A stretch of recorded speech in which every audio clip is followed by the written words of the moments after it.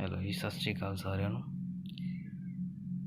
ਕਈ ਜਣਿਆਂ ਨੇ ਮੈਨੂੰ ਬੋਲਿਆ ਕਿ ਜਦੋਂ ਤੂੰ ਵਿਹਲਾ ਹੁੰਦਾ ਜਾਂ ਘਰ ਬੈਠਾ ਹੁੰਦਾ ਤਾਂ ਕੀ ਕਰਦਾ।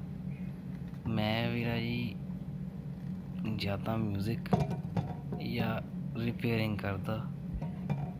ਇਹ ਮੇਰੇ ਹੋਬੀਜ਼ ਨੇ।